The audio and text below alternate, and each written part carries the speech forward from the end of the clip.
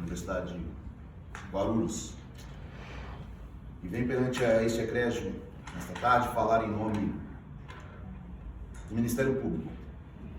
Gostaria de iniciar a minha fala externando os meus cordiais cumprimentos à excelentíssima senhora juíza, doutora Lise, que preside esta sessão e a quem faço menção de maneira muito honrosa da satisfação em tê-la na gerência dos trabalhos ora aqui realizados. As minhas nobres colegas que compõem a este exímio parquê, com as quais eu tenho a honrosa satisfação em atuar nesta tarde, no tocante a este processo, quero parabenizá-las pela maneira respeitosa e técnica com a qual conduziram os seus pronunciamentos até o presente momento. Espero não desapontá-las. Também quero externar os meus respeitosos cumprimentos aos caros colegas advogados de defesa. Desde já, abro aqui um parêntese para parabenizá-los por terem chego até esta fase dos trabalhos. Garanto aos senhores que os trataremos com o mais e absoluto respeito no tocante ao processo em questão, sempre primando pela ética que nos cabe. Sei da relevância dos senhores na garantia do direito constitucional e da importância que há do vosso trabalho para que haja o exercício da justiça. Meus cumprimentos também aos serventuários da justiça, os quais servem de maneira imprescindível para que haja a realização deste trabalho, a nossa estimada e gloriosa Polícia Militar, que arduamente e destemidamente atua para garantir a segurança dos nossos concidadãos. Por fim, e não menos importante, quero externar os meus cumprimentos a quem considero serem as pessoas mais importantes deste insigne tribunal, a saber, o nobre corpo de jurados, a quem hoje é dado a que sejam estes representantes da sociedade. Sociedade esta que não suporta mais ser feita refém de pessoas como este que se assenta ao banco dos réus e tratam a vida como se nada fosse. Quero lembrá-los que o nosso papel como promotores de justiça, assim como o vosso papel como corpo de jurados dessa tribuna, o nosso papel não é fazer vingança. Nós não estamos aqui para buscar vingança. De modo algum, o nosso papel é buscar que a justiça seja feita.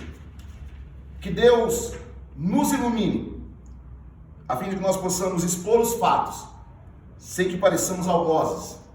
E que Deus vos ilumine no emitir do vosso parecer. Senhores, com o passar dos dias, nós estamos, a cada dia que se passa, perdendo a nossa humanidade. Digo isso pois os motivos que nos trazem a ocasiões como esta que aqui estamos, são cada vez mais desenchabidos. Permitam-me aqueles que me ouvem, mas eu tenho formação cristã, como acredito ser a maioria de todos nós aqui presentes. E aprendi desde muito cedo que a vida é o maior dom que Deus poderia nos dar. Mas o maior dom que Deus poderia nos dar, é tida para muitos como sendo algo desprovido de significação.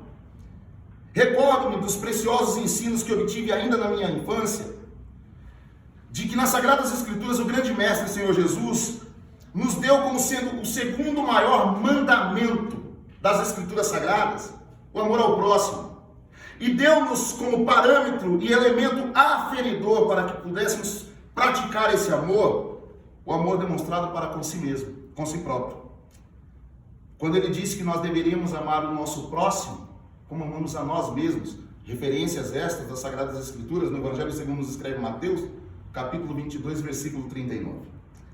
Mas quando eu me deparo com o que descrito nas logas deste processo, eu vejo que estamos muito distantes do que esse texto bíblico nos advertia. E vejo que o motivo disso é muito simples. Se o amor ao próximo deve ser medido pelo amor que temos para com si próprio, e o ser humano tem sido capaz de tratar a vida do seu semelhante como tem feito, o que tem faltado, na verdade, é o amor próprio.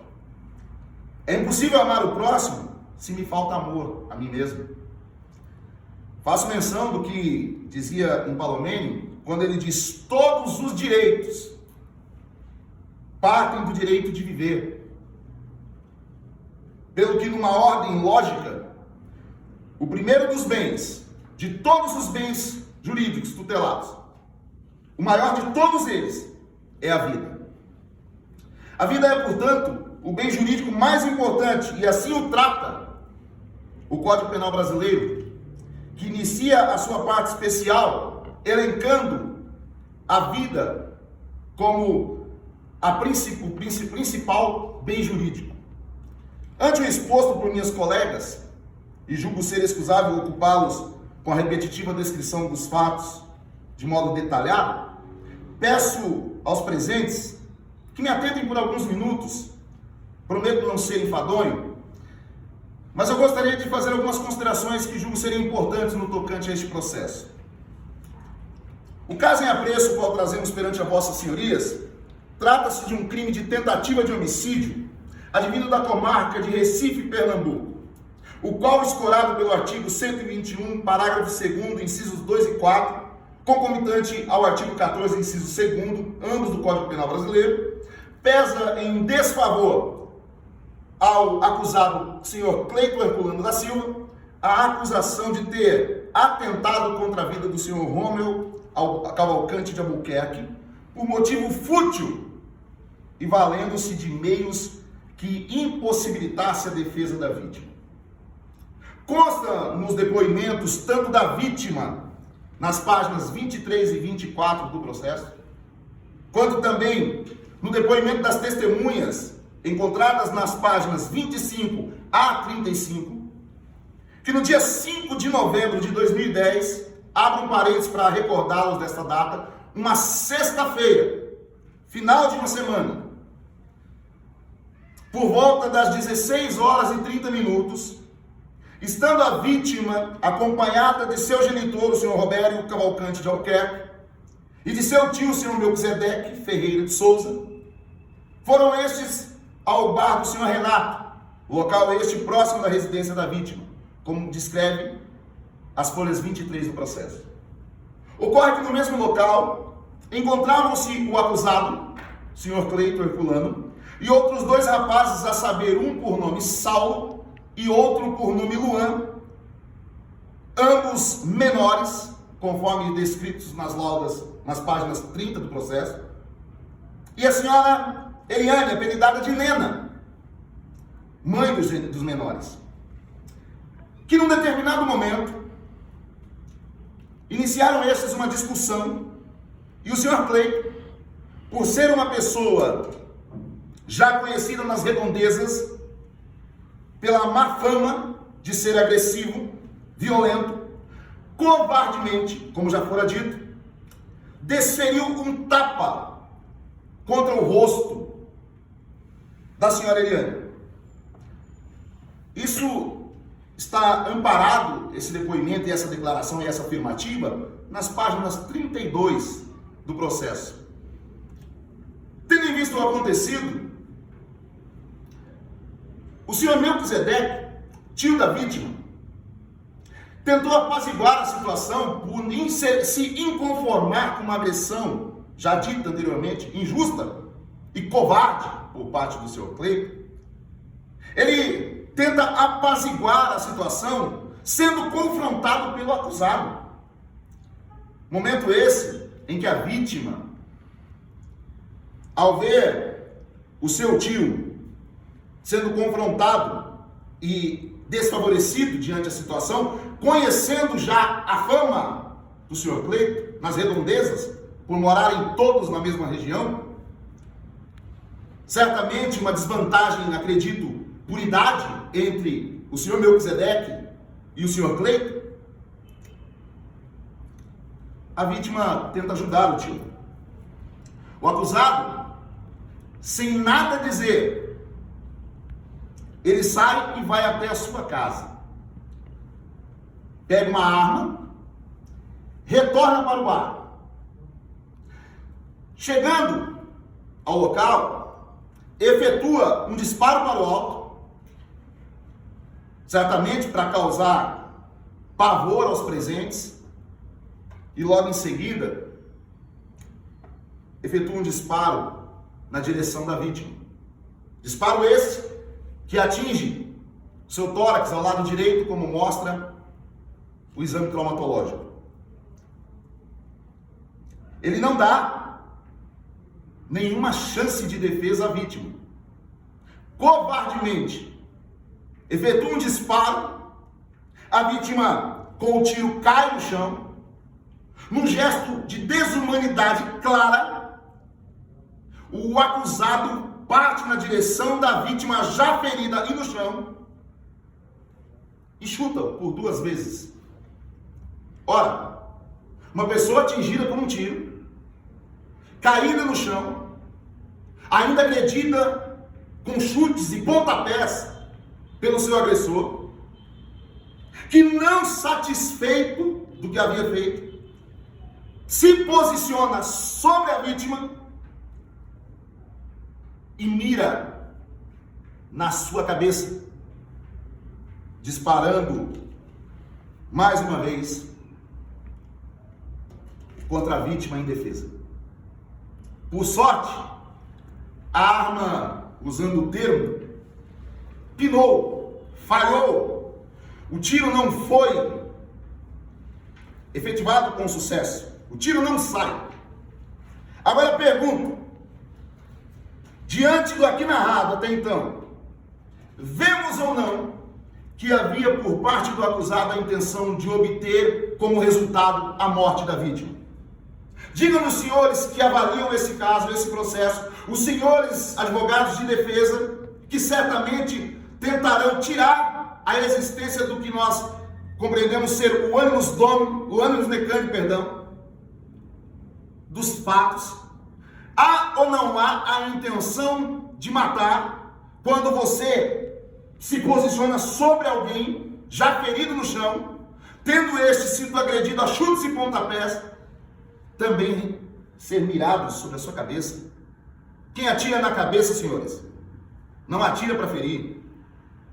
Isso seria desnecessário dizer isso. Ninguém atira na cabeça se não tiver a intenção de ceifar a vida. É claro que sim.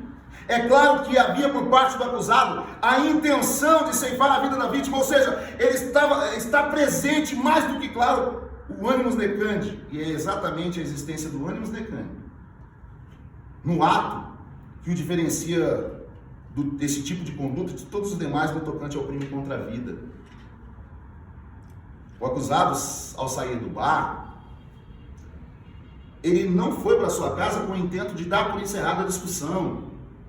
Muito pelo contrário, ele teve um tempo de ir até a sua casa e no trajeto de ida e volta refletir sobre a discussão que havia tido e mudar os seus pensamentos, os seus intentos, mas muito pelo contrário, ele vai para sua casa e volta com a intenção de voltar e pôr em prática a execução de um crime. Sua obstinação era tanta que mesmo no trajeto de ida e volta para sua casa, tempo suficiente que teria para refletir sobre o que aconteceu, ele não faz. Portanto, houve sim, por parte do acusado, o intento de matar. Até porque o senhor Cleito precisava manter a sua fama de machão nas redondezas. Como ele era visto e temido pelos moradores locais e conforme descritos, inclusive nos depoimentos de todos aqueles que foram ouvidos. Aliás, sem exceção, todos, sem exceção, pediram em seus depoimentos que jamais fossem expostos e postos diante do acusado, porque conheciam e sabiam da sua má reputação de ser uma pessoa violenta e agressiva. Ao retornar ao bar, o acusado, imbuído pelo desejo de matar, o senhor Cleito percorre 3 das 4 fases intercrimes. Ele cogita, ele prepara e executa, e só não obtém a consumação por fato de circunstâncias alheias à sua própria vontade. A arma falhou. Vendo que a arma falhou, o acusado, então, até o presente momento, valente, machão, foge.